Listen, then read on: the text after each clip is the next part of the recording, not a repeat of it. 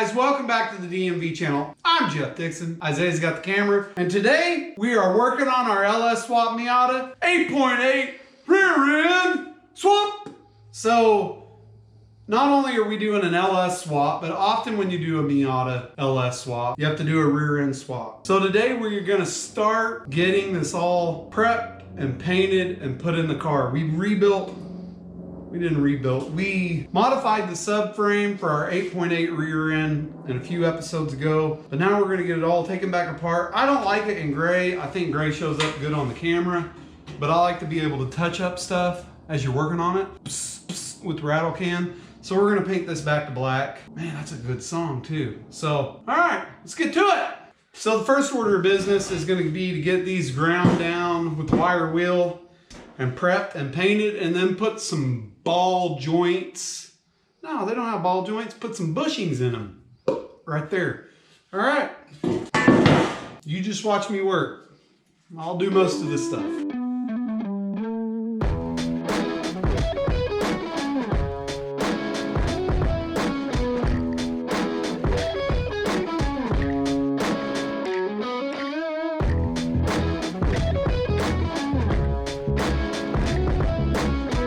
Okay, we got them all ground down.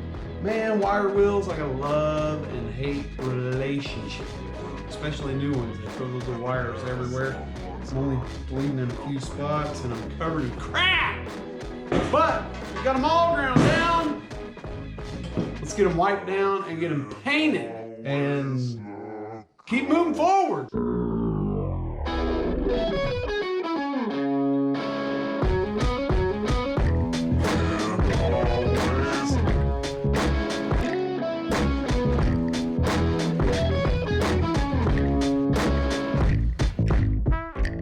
Okay, Isaiah and I have the control arms relatively clean, so we're gonna take advantage of some of this warm spring weather that we're having today, and we're gonna get some paint on these. So next step, paint town.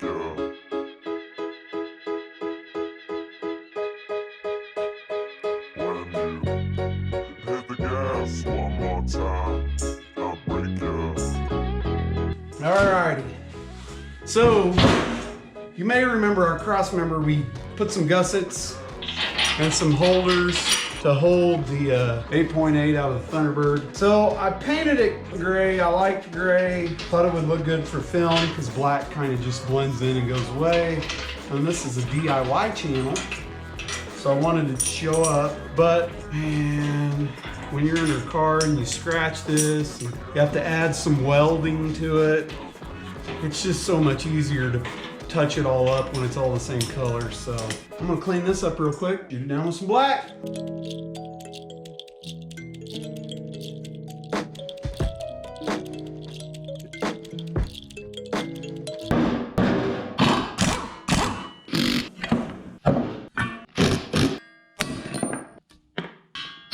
All right, we got our races out of our knuckles and off of the hubs. They were a no-name bearing, so I wasn't real worried about trying to save them or repack them or reuse them, which I don't know how you do on the rears anyway. It'd be pretty tough to do. Anyway, we're gonna get these knuckles cleaned up, get polyurethane bushings pushed into all of our parts for the rear independent suspension, and get it all put back together.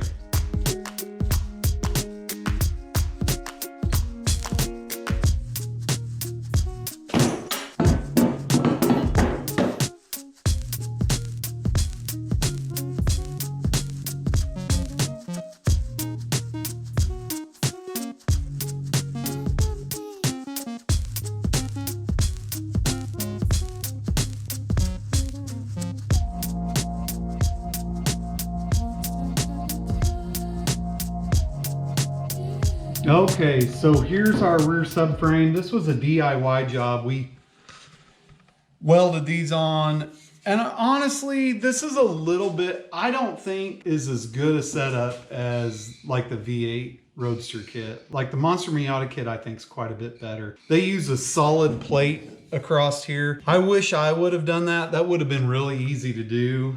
but I didn't. That's where we're at. But I was watching Taylor Ray, and he went drag racing with old Cletus and broke his rear diff cover, so we know there's a weakness there. It's an aluminum cover on the back of the 8.8. And then he also tore this part apart. And this, I'm trying to do, so one thing I'm trying to do is I've got, gosh, that thing's just so heavy, I don't want to get it. The 8.8 mounts with polyurethane bushings right here. And then I went with the exact same polyurethane bushing back here. I bought 2 sets, and the idea was for this thing to torque on similar materials together. Now, one thing that a lot of guys do is they use the poly bushings on the front, and then they use that real sloppy, rear wore out 30-year-old rubber bushing that came with the 8.8s on the back. And that's what Taylor Ray did. And I think that might be the downfall. But to strengthen this, so I have a plate here and I have nuts welded in here.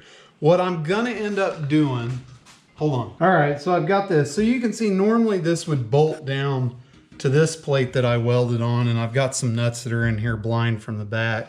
And I like this, but after seeing Taylor Ray's blow apart, I realized this is a pretty weak area and this is under a lot of force. So I came up with the idea, I'm going to drill these out, use a long bolt, go all the way through, essentially make a stud for this to slide down on, and then bolt up. And then we'll put a gusset on the back. So it's gonna be through bolted and gusseted to the back. And that should spread the load quite a bit better on this, but we'll see. I mean, try it out. That puts our front ends weak, but honestly, if this car gets fast enough, we're gonna go to a solid 8.8 rear end anyway. So my goal is not to blow this apart, but if we do end up going to the quarter-mile track with it quite a bit, then we're gonna have to go with the solid axle anyway. All right, that's where we're at.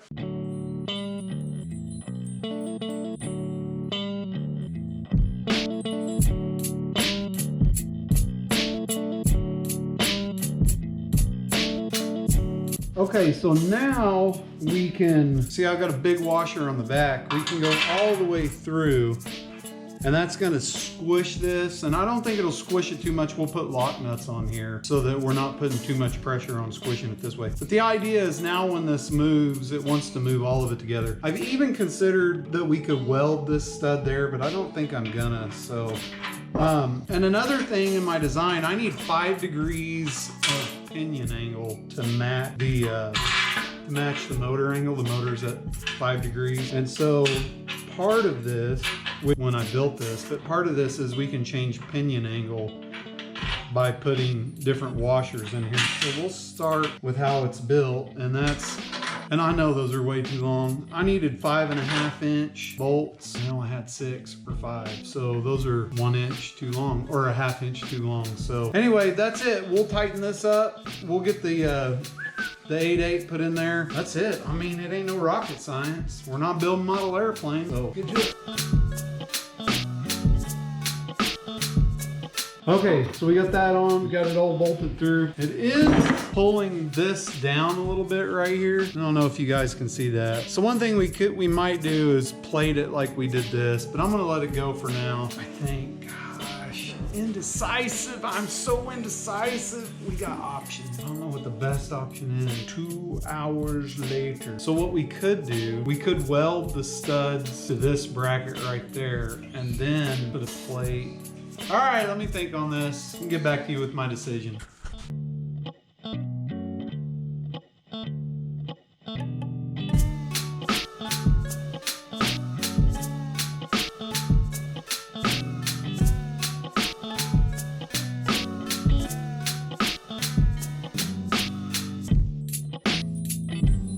Okay, so now we're gonna get our 8.8 ready to put in. First thing I have to do is we've got to tap the vent tube to accept this. This is just a nipple from air compressor line. It's 1/4 inch mel pipe thread, so we've got to tap that there. I bought a tap. Then we also have new output shaft seals or seals for there. And then also I'm not going to use the gasket on the cover. I don't like using gaskets on rear covers. What we're gonna do is we're just gonna simply put gasket maker on there, clean that up real good, put gasket maker on there, tighten it down. a little bit, not a whole lot of it, like just barely tight. Man, how do you describe that? Past finger tight, but not much past it. So about as tight as you can get it with the socket, maybe a little tighter. Then we'll let it cure up and then we'll come back and tighten them to 20 foot-pounds. I've already been in this rear end. It's a good looking rear end. It is a, let's see, it's a 327, 8.8, 327 gears. It does have the limited slip, and you can see that here. It's got this spring that pushes out on these clutch disc materials, and that's how it works as far as being limited slip. That spring's just always in pressure, always pushing out on the disc, and if it gets the opportunity, it lets one wheel lock up. And if they absolutely want to spin independently, it will. If we do start racing this car a lot at the track, I'm going to salvage this. I'm not going to weld it up because these are pretty nice. They're really universal. They work really well. It's a good design. And we'll just put in like a mini spool or something essentially to make it a solid rear end. That's it. So I'm going to clean this thing up and get it ready for the install.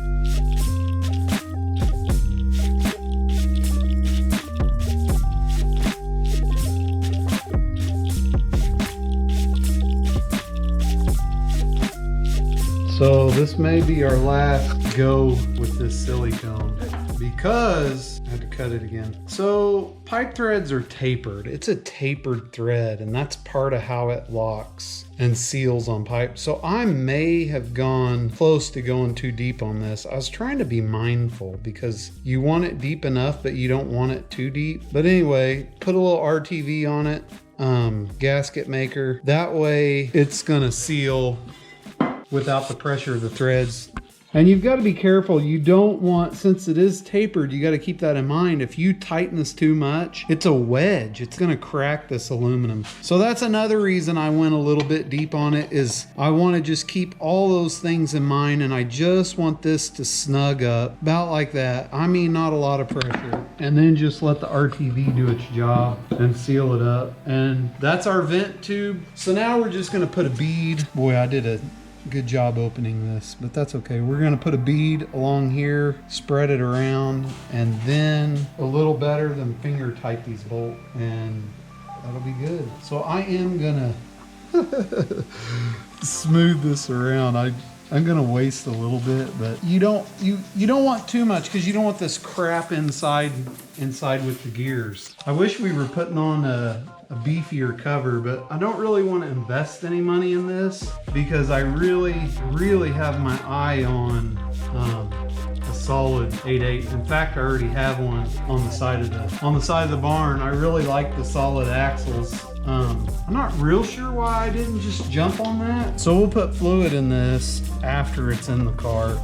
Otherwise we're gonna spill it all out. So this is as tight as I'm getting these. I just see a slight bulge on our Permatech, and that's it. And then they're gonna stay like this till they dry.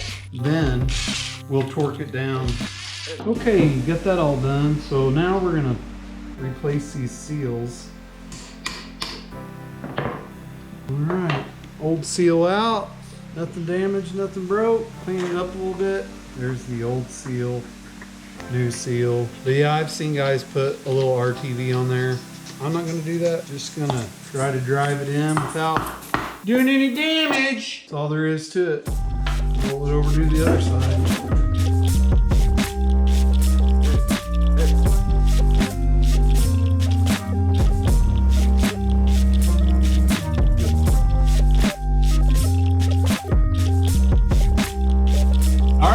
Start putting this thing together.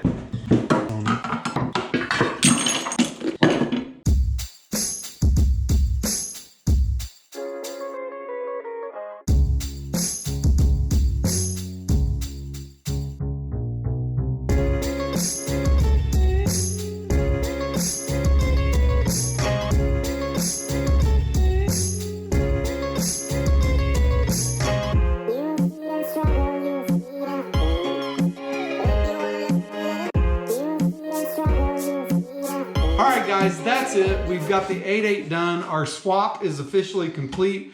We've got everything except one bolt we'll have to find, And there is also a tear in our CV boot from the factory. Thanks for joining us. Glad you stuck with it till the end. If you like it, you enjoy what we're doing, support us by letting us know. Leave a comment, thumbs up, like and subscribe. We'll see you next time we're in the garage. Thanks. Have a good weekend.